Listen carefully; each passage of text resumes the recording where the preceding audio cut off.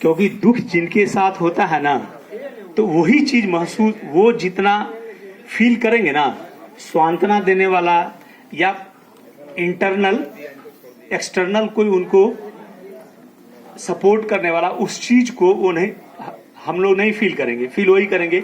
लेकिन as far as it, मैं उनको बड़ा धन्यवाद देना चाहूंगा कि उन्होंने सिस्टम जो बहुत जोरों से, जो हमारे रगों में बसा हुआ है, हमारे खून में बसा हुआ है, हमारे फिजा में बसा हुआ है, उस सिस्टम को तोड़ने के लिए उन्होंने अर्जक समाज का जो संविधान है और उस चीजों को एडॉप्ट किए हैं। तो मैं इन लोगों को बड़ा धन्यवाद देना चाहता हूं कि प्रभात जी के परिवार को, कि प्रभात जी तो चले गए, मैं उनके प्रति उनके आत्मा को शांति देने के लिए संबोधन में सुन रहा था कि स्वर्गीय नरकीय नहीं बोला गया, कि आकाशीय।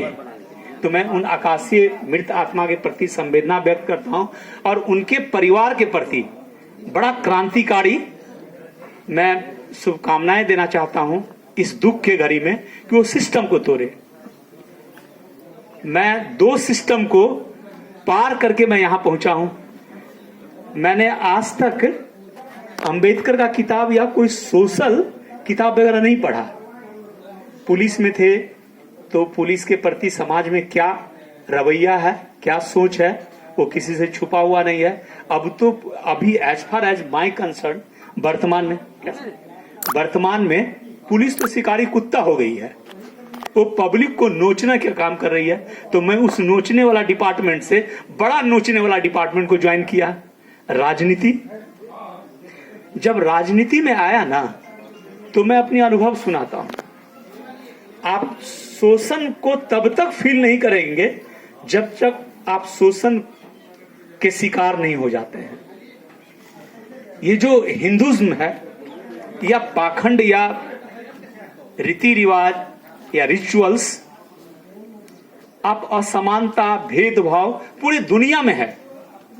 कहीं रैसिज्म है, कहीं रंग भेद है, कहीं वर्ग भेद है, कहीं नस्ल भेद है, लेकिन जाति भेद सिर्फ हिंदुस्तान में है, और वो हिंदुओं में, जो इन सबों से बहुत भयावह और खतरनाक है। जैसे अभी बहुत बातचीत सीनियर विद्वान जन लोग बोल रहे थे कि ब्राह्मणवाद, मैं इन लोगों से थोड़ा इत्तेफाक रखता हूं। ब्राह्मणवाद है क्या? पहले आप ऊपर ऊपर ना जाया कीजिए, उसको एकदम इंटरनल स्टडी कीजिए। और मैं ये फील किया, मैं किसी किताबों को नहीं पढ़ा, मैं जो सामने देखा ना, ब्राह्मणवाद ये है एकाधिकार। एकाधिकार क्या है? शिक्षा पर एकाधिकार, धर्म पर एकाधिकार, जमीन पर एकाधिकार, व्यापार पर एकाधिकार, न्याय पर एकाधिकार, यही ब्राह्मणवाद है। और वो क्या है?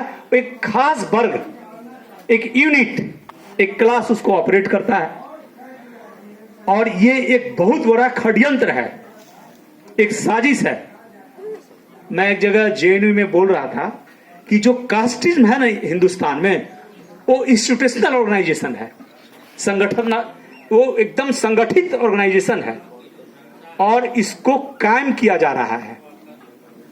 और इसको कायम करने वाला, जैसे अगर कोई दलित सेक्टर का कोई, अगर अकॉर्डिंग टू यू पीपुल कि अर्जक संघ का कोई आदमी अगर उस सिस्टम को तोड़ने के लिए आता है या बहुत अच्छा काम करता है, या दलितों का, गरीबों का, शोषितों का काम करता है, तो एक नैरेटिव क्रिएट की जाती है, एक पर्सपेक्टिव तैयार की जाती है, और उस पर आरोप लगाया जाता है कि ये जातिवादी कर रहा है।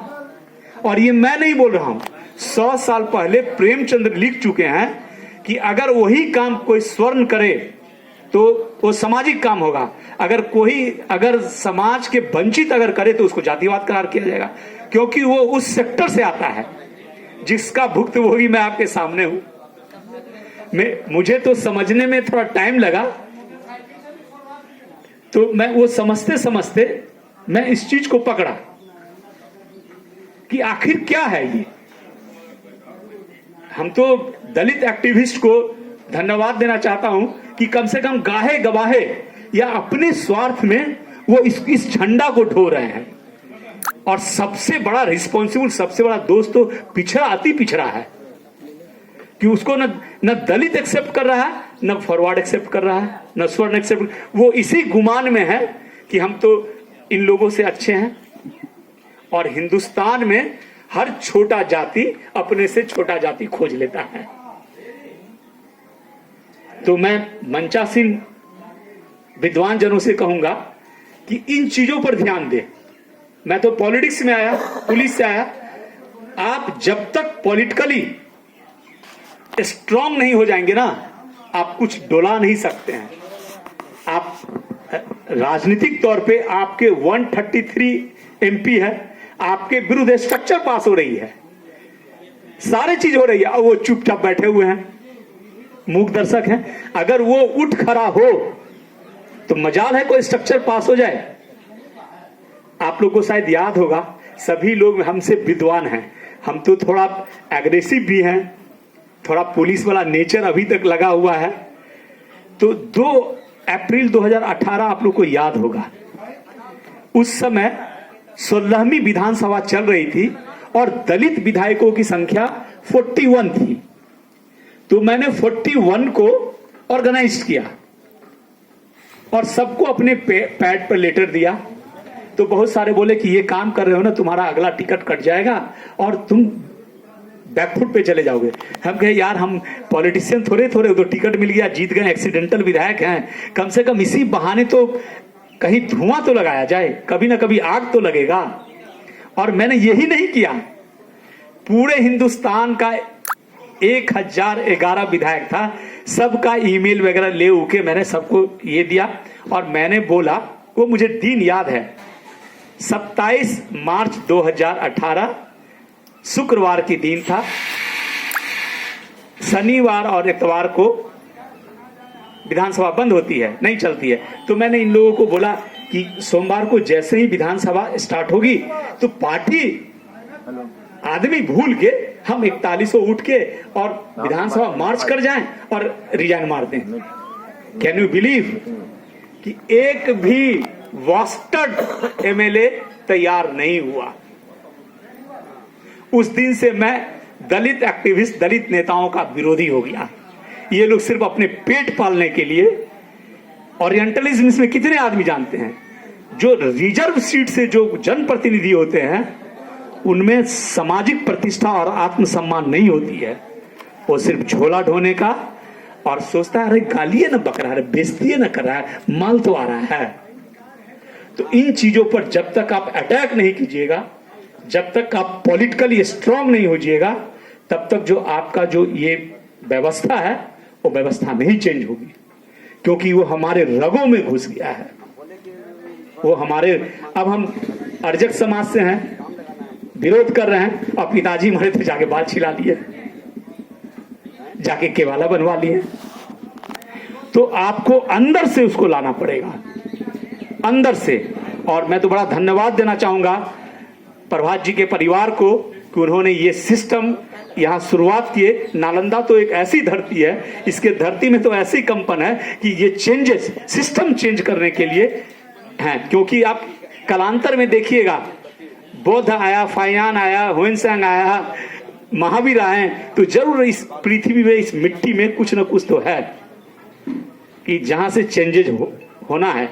तो आज ये दया बिघा गांव से हम लोग प्रण करें कि नहीं, हमको एक ईंटा तो तबीयत से लगाइए ना, और जब किसी सिस्टम पर जोरों से प्रहार होने लगे तो समझ लीजिए बहुत जल्दी टूटने वाला है। वो अधिक से अधिक 50 साल चलेगा। जब विरोधियों में छटपटाहट आने लगे, बेचैनी छाने लगे, तो बुझ जाइए कहीं ना कहीं दरार पड़ गया है, सिस्टम हिल गई है। अब जरूरत इस बात की है कि तबीयत से उस जिस सिस्टम को लेकर चले हैं उसको आगे बढ़ाया जाए। इसी के साथ मैं प्रभात जी के परिवार को धन्यवाद देता हूं कि एक सिस्टम तोड़े हैं, एक नई इरा, एक नया सिस्टम को लागू किए हैं, और उस सिस्टम को एकदम, ये तो वास्तविक चीज है। कभी कभी हम पे ब्लेम लगता है कि हम कम्युनिस्ट हैं, तो हमको लगता है कि पीपुल आर एब्यूजिंग मी। ना मैं नास्तिक हूं, ना मैं आस्तिक हूं, मैं वास्तविक हूं। और यही वास्तविक अर्जक होता है जो विजिबल है। अब एक सर्किल क्रिएट कर दिया गया है। हिंदू धर्म जो है ना, टोटली इकोनॉमिकल सिस्टम है। अगर बहुत स्टडी कीजिएगा तो ये इकोनॉमिकल सिस्टम है और ये एक कॉन्स्पिरेसी, एक साजिश के तहत इसको कायम किया जाएगा कि 90% को आप शोषक बनाइए, शोषित, और 10% शोषक उस पर राज करे। This is the system. धन्यवाद।